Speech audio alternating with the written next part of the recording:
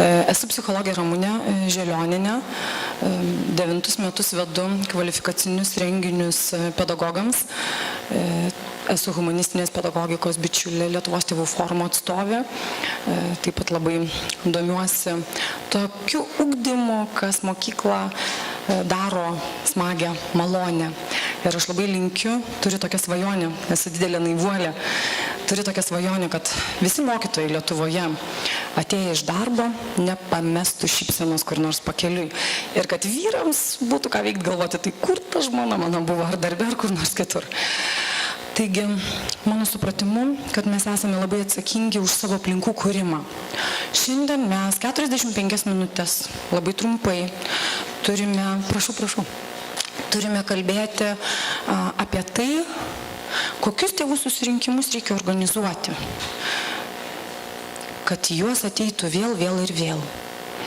Aš žiauriai juokaunu su auklėtojais, sakau, jeigu į pirmą tėvų susirinkimą atėjo visa klasė, o į antrą atkrito daug, vadinasi, prisidirbote, vadinasi, kažkaip ne taip kažką darėte. Nes kai aš savo sūnui 5-mečiam skaitau pasaką ir dar truputėlį balsais skirtingais, jis nori dar ir dar.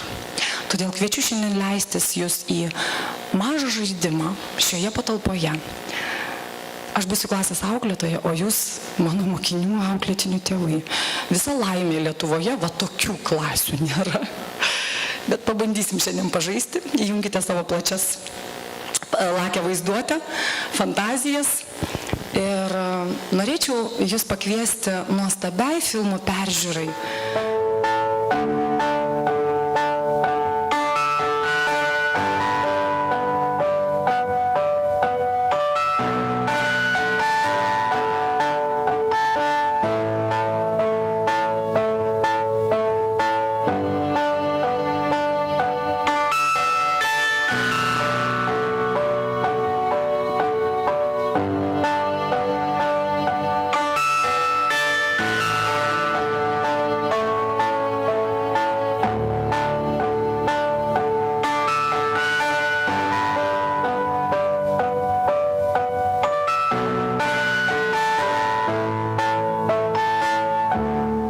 Turėtumėm pavadinimą šitam filmukui sugalvoti. Koks jis galėtų būti?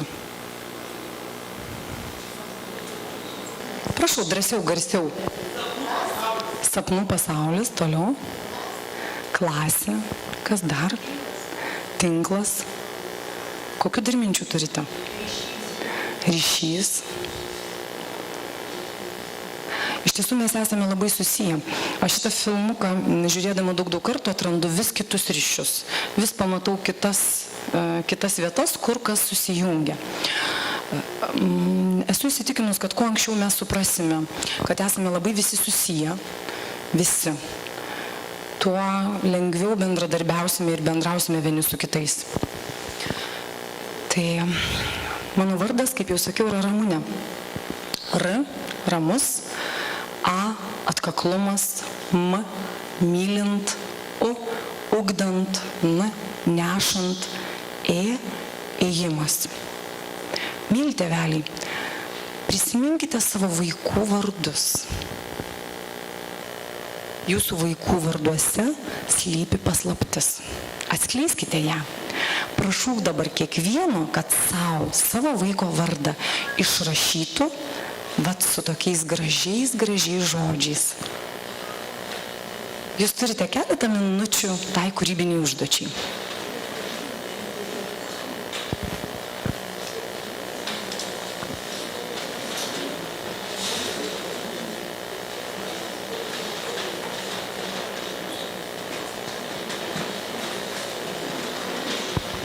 Dar noriu jūs padrąsinti, visus tos žodžius po kiekvieną vardo raidelę, kuriuos parašysit, jie būtinai išsipildys. Todėl rašykite tik kilnius, drąsius žodžius, stiprius.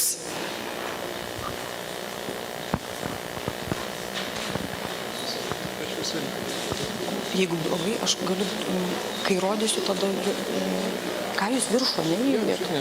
Gerai, drąsiai galite jau, prašau.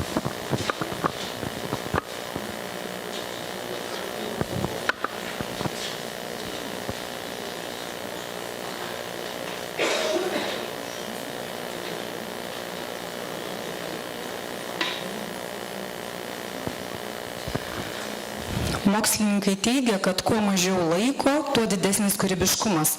O jeigu kūrybiškumas nepadeda, tai tada reikia atkakliai dirbti. Tai prašau, kas iš jūsų kūrybiški, greitai savo vaiką, kas gali jau pristatyti. Ir kad visus kitus įkvėptų. Prašom, prašom. Gal aš galiu filmuoti? Darius. D. Darbštus. A. Atidus. R. Ramus. I. Išmanus. U. Užsispyręs. Ir S. Stiprus. Ačiū Jums labai. Kas dar? Aš galiu pribėgti su mikrofonu, galite iš vietos. Prašau.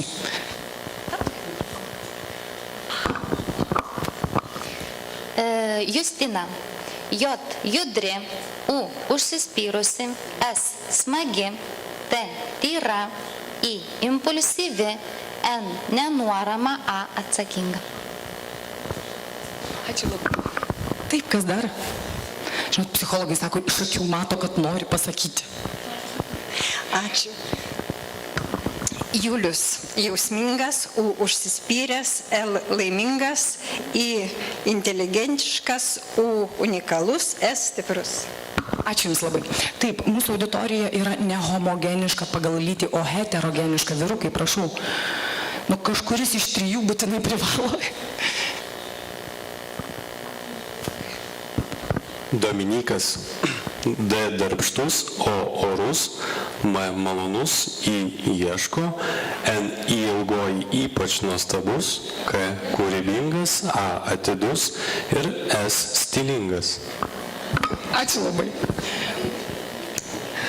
Mes esame tokia erdvėj, kur galima žaidimą pagreitinti. Paspaudžiam mygtuką, tai įsivaizduokit, kad mes jį pagreitinom. Visi tėveliai ramiai pristatė savo vaiką. Ką aš kaip klasės auklėtoja galiu ir turiu pasakyti, kad va tokius vaikus aš matau, tokius, kokius jūs pristatėte. Ir labai pasistengsiu būti tas gerasis tarpininkas, kuris galėtų pagelbėti ir dalykininkams juose atskleisti būtent tai, ką jūs parašėte. Nes jūs esate tie vieninteliai, kurie geriausiai žino, koks yra jūsų vaikas. Ir jūs esate tie vieninteliai, kurie geriausiai žino, koks jis gali būti, su pliuso ženklu. Aš labai tikiuosi, kad man pavyks suorganizuoti tokias veiklas, sudaryti tokias sąlygas jums ir jūsų vaikams, kad mes galėtumėme vieni kitus geriau pažinti. Kodėl aš jūs sukviečiau į šį susitikimą? Nes tai įprasta galėtų nuskambėti atsakymas. Nes taip jau priimta, kad 5 klasėje labai visus tėvelius, auklėtojas sukviečia, pasako, kas bus. Aš norėčiau, kad ir antrą kartą ateitumėt. Štai jums įkvėpimas. Mokslininkai ką sako? Kai tik tėvai pradeda aktyviai domėtis gyvenimu mokykloje, vaikams didėja ne tik mokymosi motyvacija, bet ir bendras domėjimasis ugdymo veiklomis. O ugdymas tai ne tik matematika ir fizika. Ugdymas tai ir visas neformalus bagažas, didžiulis. Kaip fotografuoti, kaip piešti, kaip susidraugauti. Visa tai, ką vaikai veikia mokykloje. Jūs reikalingi vaikams mokykloje dar ir tam, kad jiems ir jums būtų smagu. Aš nežinau, kas nutinka su suaugusiais žmonėmis, bet drąsiai galiu teikti, kad dauguma mūsų nebeturi laiko užsiimti beprasmėmis, nenaudingomis veiklomis. Pakelkit prašau rankas tie, kas visai neseniai gulėjo ant žemės ar buvo tiesiog pakėlęs galvą į dangų, kad pamatytų, į ką panašus debesis. Ačiū labai. O pakelkit prašau rankas tie, kas su kaimynų vaikais, su savo mažais vaikais nerūpestingai, mielai leidžia muilo burbulus. Ką dar veikiate smagaus, malonaus, kur galėtumėm sakyti nėra prasmės ir nenaudinga? Kas piešia mandalas? Kas tiesiog piešia su vaikais? Smagu labai. Mano paskirtis šioje mokykloje sudaryti jums ir jūsų vaikams sąlygas būti kartu. patirti kažką kartu. Nes tyrimais yra nustatyta, jog žmogus prisimena tai, ką pats patiria geriausiai. Prisiminkite savo pirmą bučinimą mylimo žmogaus. Jo neįmanoma pamiršti. O draugės, kai pasakojo, kaip ten jas pirmą kartą pabučiavo, ar dar prisimenam? Ne, nes mes to nepatyrėm. Kam aš čia? Aš jau truputėlį pasakiau, kad būsiu tarpininkas. Aš nenoriu vadovauti klasiai. Aš noriu būti galbūt kapitonas, kur mes vienam dideliam gražiam burlaivyje galėtumėm plaukti. O plauksime mes keletą metų, jūsų vaikai tik 5-okai. Aš labai norėčiau juos iki pat pabaigos turėti kaip auklėtinius, nes manau, kad verta telkti klases kuo ilgesniais etapas, kaip tik įmanoma, kaip tik mūsų sąlygos mokykloje leidžia. Todėl, jeigu aš neprisidirbsiu, labai prašau, nepakeiskite manęs. Leiskite pažinti jūsų vaikus, leiskite su jais suformuoti tam tikrą santykį. Kokie būtų mūsų bendravimo sėkmės kriterijai? Aš esu auklėtoja jau ne pirmus metus ir kai buvau jauna, labai norėjau, kad visi tėveliai dalyvautų. Tai yra neįmanoma. Mes pasišnekam su kitais auklėtojais. Tiesiog neįmanoma norėti neįmanoma. Todėl nesitikėkim, kad visada ateis visi tėveliai, kai mes juos kviesime. Gal aš jums pasakysiu paslaptį, bet 100% gyvenime nevyksta nieko. Visą laiką yra kažkokia dalis, kur būna kitaip. Labai svarbu tikėti tą veiklą, ką mes darome, ką mes darysime. Ir jeigu klasėje bent 2 žmonės tikės, kad tai yra gerai visiems vaikams, tai mums daug kas pavyks. Organizuosime tokias veiklas, kurios būtų įdomios tėvams, vaikams ir mokytojams. Aš esu ta auklėtoja, kuri neskatinu vaikų dalyvauti betiksliuose renginiuose. Mano 5-okai nedalyvaus savivaldybės mastu organizuojamam konkurse nerūkanti klasė. Aš tikiu, jūsų vaikai dar nerūko. Todėl aš nenoriu eskaluoti šitos temos, kad jie dažniau susimastytų. Rūkyt, nerūkyt. Aš noriu eskaluoti temas apie gerumą, apie taiką, apie kilnius žmonės, apie dorą, apie sąžinę. Aš manau, kad kuo dažniau mes apie tai šnekėsime, juose tai ir auginsime. Taip pat dabar tiesiog galvoju, kad būtų labai šaunu pagalvoti, kad mes esame komanda. Ir aš jums tuoj pat parodysiu filmuką, kur galbūt atrasime save, galbūt norėsime tapti panašia komanda su savo vaikais.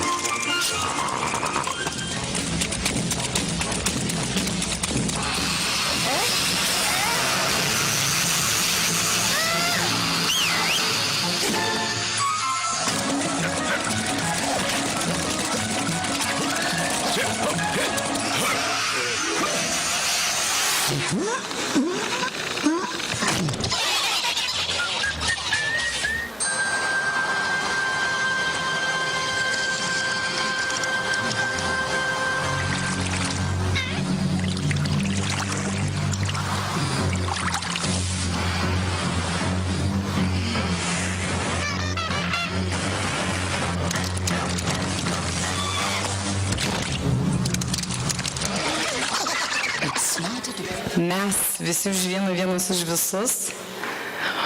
Tai pabandysime taip susigyventi, kad pas mus panašiai būtų. Aišku, jeigu mes norime tokio greito rezultato, tai galėčiau pasiūlyti nueiti į kokį nors prekybos centrą ir greitai ką nors nusipirkti. Nes santykių puoselėjimas greitas niekada nebūna. Jis gali būti greitas, bet rezultato greitai mes negausime. O kas nutinka su žmogiškais sutvėrimais? tai, kad kuo daugiau mes susijungiame tarpusavį, tuo daugiau atsiranda tarp mūsų tam tikrų konfliktų, susierzinimų, nes mes būsime labai arti viens kito. Tada mūsų ego padidėja šiek tiek ir sako, aš čia svarbiausias. Taip vyksta konfliktas. Mes mokysimės peržengti mūsų bendravimo ir bendradarbiavimo laiptelius ir tikėkime, kad mokslo metų pabaigoje mes būsime pakankamai susitelkę, kad galėtumėme kalbėtis apie tai, kas yra smagu ir apie tai, kas nėra labai smagu. Mes neišvengiamai turėsime paliesti ir tas temas, kurios nėra labai malonios ugdymo procese. Labai tikiuosi, kad mes galėsime daug ką išsiaiškinti ir priimti mūsų visų vaikams tinkantį sprendimą. Taigi aš jums galiu pasiūlyti malonų ir smagų laiką kartu su vaikais, taip pat malonų ir smagų laiką su kitais tėvais, šviečiamą į saviugdos klubą, kuriame dalyvautų vaikai, tėvai ir mokytojai. Gal atsiras norinčių jame dalyvauti, būtų labai šaunu, nes vėlgi remiamės į mokslininkus, ką jie sako. Kai vienoje komandoje yra skirtingo amžiaus žmonės, jie vieni kitus pamoko. Taip kaip mes suaugę nesam pats pagrindinis pavyzdys vaikams, pagrindinis pavyzdys vaikams yra už juos vyresni vaikai, todėl labai pravartu mokytis kartu ir diskutuoti kartu apie daugelį dalykų, kas mus visus sieja. Taip pat aš jums galėsiu pasiūlyti individualius iš anksto suplanuotus susitikimus su šeimomis. Man labai smagu kalbėti su vaiku ir su jo tėvais kartu, kai vaikas pats save pristato, kaip jiems sekasi mokykloje, o aš esu tik mažiukas pagalbininkas, pastiprintojas vaikų. Gal yra iš čia esančių tėvelių, kurie svajojo tapti mokytojais? Pakelkit, prašau, rankas, kas norėjo iš jūsų tapti mokytojais? Kokio dalyko mokytojo norėjot būti? Galit sėdėti. Vaikų darželio auklėtoja.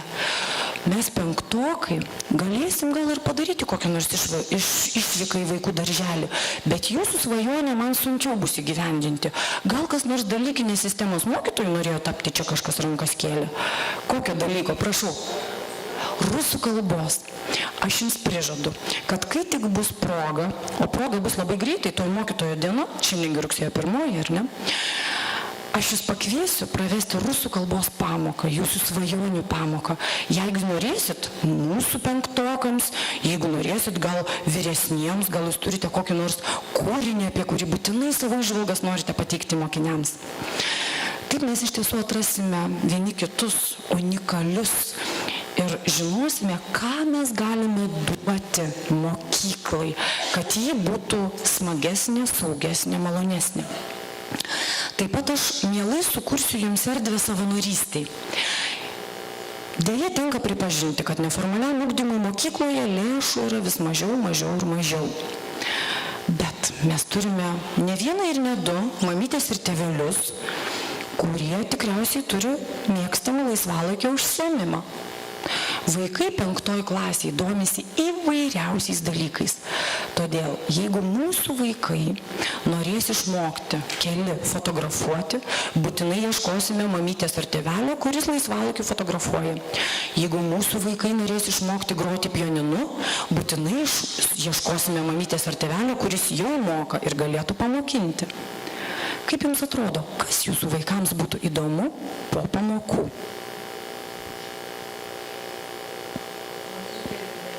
Kompiuterį žaisti, gitarą groti. Ar yra tėvelių grojančių gitarą ir mamyčių? Jūs grojat gitarą, gal mes duetą turėsim klasės, ką gali žinoti ar ne, visuomet verta pabandyti. Vėlgi, jeigu stabdom žaidimą, labai norėtųsi pakomentuoti. Kai mes žmogiškuose resursuose, tokiuose, kokiuose turim, bandom ieškoti, ką galim nuveikti, visuomet atsiranda galimybės veikti. Aišku, mes galime eiti kitą kryptim. Ateini į mokytojo kambarį, pasiklausai pokalbio, kaip nieko neįmanoma nuveikti, nes orientuojamės ne į tuos resursus. Norim, kad kažkas kažką už mus. o mes esam galingi. Įsivaizduoti, jeigu klasėje 18 vaikų, jau yra 18 tėvų po vieną, o jeigu dar po 2, na gerai, po pusantro. Tai yra daug žmonių. O jeigu jų artimoji aplinka, močiutė, senelis, broliai vyresni, tai yra daug žmonių, juos visus reikia išnaudoti. Ne vartoti, o išnaudoti geriems tikslams.